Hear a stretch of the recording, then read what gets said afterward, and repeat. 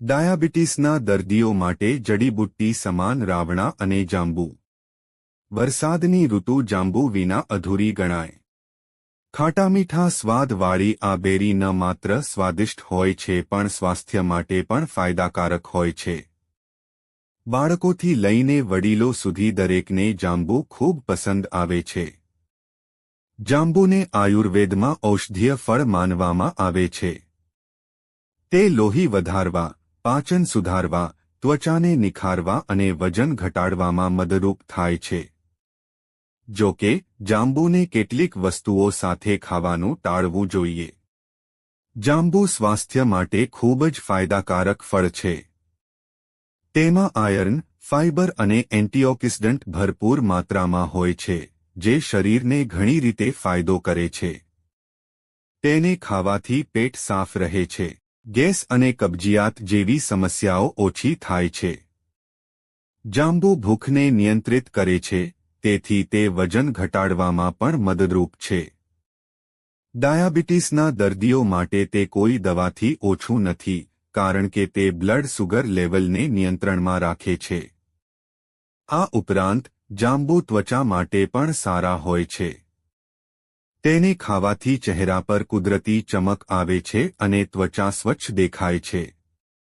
જાંબુ ખાધા પછી તરત જ કેટલીક વસ્તુઓનું સેવન સ્વાસ્થ્ય માટે હાનિકારક હોઈ શકે છે.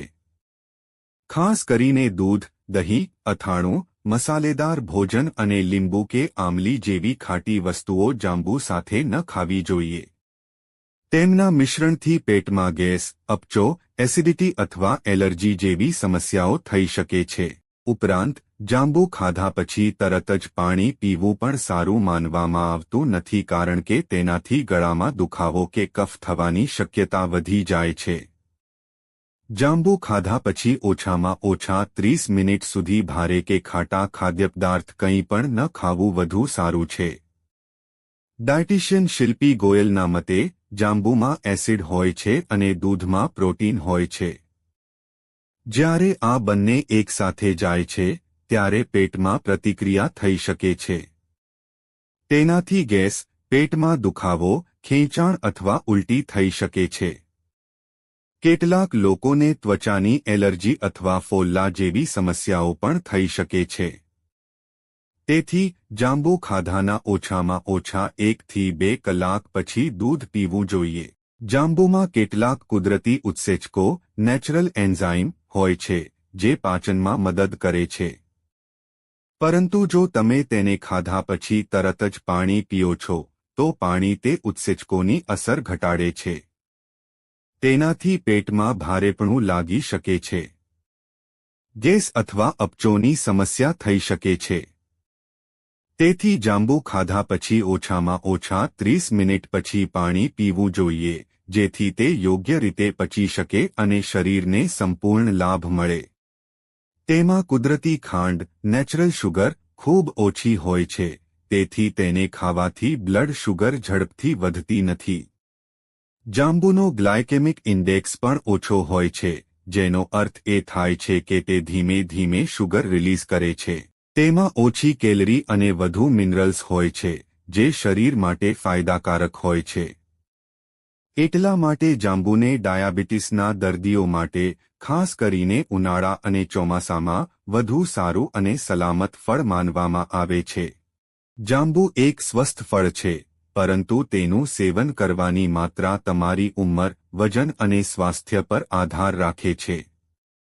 જો તમે સંપૂર્ણપણે સ્વસ્થ છો તો તમે દિવસમાં 10 થી 15 જાંબુ ખાઈ શકો છો. ડાયાબિટીસના દર્દીઓ માટે 10 થી 12 જાંબુ સલામત માનવામાં આવે છે. આ બ્લડ શુગરને નિયંત્રણમાં રાખે છે અને શરીરમાં ઇન્સ્યુલિનની અસરમાં સુધારો કરે છે. બાળકો માટે 4 થી 5 જાંબુ પૂરતા છે, જ્યારે વૃદ્ધોએ પણ 6 થી 8 થી વધુ જાંબુ ન ખાવા જોઈએ કારણ કે ઉંમર સાથે પાચન ધીમું થાય છે. શરૂઆતમાં થોડી માત્રાથી શરૂઆત કરો. જો કોઈ સમસ્યા ન હોય, તો તમે તેને ધીમે ધીમે વધારી શકો છો. જો તમે કોઈ ખાસ રોગથી પીડિત છો અથવા દવાઓ લઈ રહ્યા છો, તો ડોક્ટરની સલાહ લેવી વધુ સારું રહેશે. જાંબુ ખાવાનો શ્રેષ્ઠ સમય સવારનો છે. ખાસ કરીને નાસ્તા પછી અથવા બપોરના ભોજન પહેલા એટલે કે મિડ મોર્નિંગ ટાઈમ. આ સમય આપણું પાચનતંત્ર સૌથી વધુ સક્રિય હોય છે, જેના કારણે જાંબુમાં રહેલા પોષક તત્વો જેમ કે ફાઇબર, એન્ટીઓક્સિડન્ટ અને વિટામિન શરીર દ્વારા સારી રીતે શોષાય છે. ખાલી પેટ જાંબુ ખાવું કેટલાક લોકો માટે સારું નથી કારણ કે તેનો સ્વાદ થોડો તુરો, થોડો ખાટોકડવો હોય છે. તેનાથી પેટમાં ગેસ, ભારેપણું અથવા મરોડ જેવી સમસ્યાઓ થઈ શકે છે. રાત્રે જાંબુ ખાવાની પણ ભલામણ કરવામાં આવતી નથી કારણ કે તેની તાસીર ઠંડી હોય છે. રાત્રે તેને ખાવાથી કફ વધી શકે છે અને કેટલાક લોકોને શરદી કે ગળામાં દુખાવો થઈ શકે છે.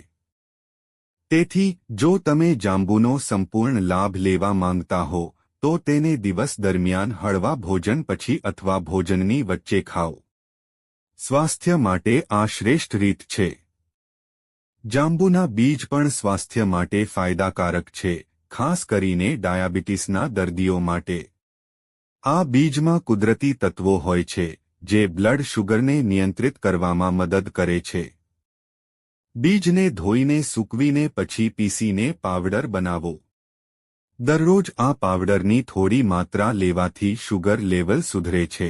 માત્ર ડાયાબિટીસ જ નહીં, જાંબુના બીજ પાચન સુધારવા, પેટમાં બળતરા અને યુરિન સંબંધિત સમસ્યાઓ ઘટાડવામાં પણ ફાયદાકારક માનવામાં આવે છે.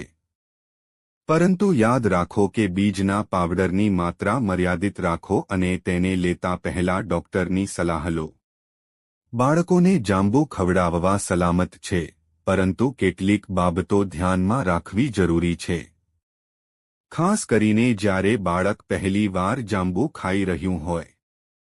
ફક્ત 3 વર્ષથી મોટા બાળકોને જ જાંબુ આપો અને શરૂઆતમાં ફક્ત 3 થી 4 જાંબુ આપો, જેથી શરીર કેવી પ્રતિક્રિયા આપે છે તે સમજી શકાય. જાંબુને હંમેશા સારી રીતે ધોયા પછી અને બીજ કાઢી નાખ્યા પછી આપો, જેથી બાળક ભૂલથી બીજ ગળી ન જાય કારણ કે તેનાથી ગુંગળામણનું જોખમ રહેલું છે.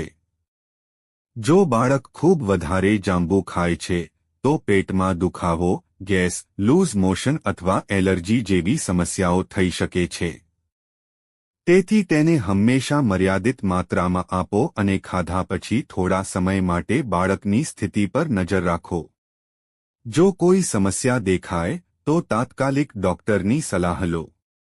યોગ્ય માત્રા અને સાવધાની સાથે જાંબુ બાળકો માટે સ્વસ્થ અને સ્વાદિષ્ટ ફળ બની શકે છે. મિત્રો, જો તમને વિડિયો પસંદ આવ્યો હોય તો લાઇક કરો અને સબસ્ક્રાઇબ કરો અને બાજુમાં આપેલા બેલ આઇકન પ્રેસ કરીને ઓલ પર પ્રેસ કરજો જેથી તમને વિડિયોની નોટિફિકેશન સૌથી પહેલા મળતી રહે. અને વિડિયો છેલ્લે સુધી જોવા બદલ આપ સૌનો આભાર.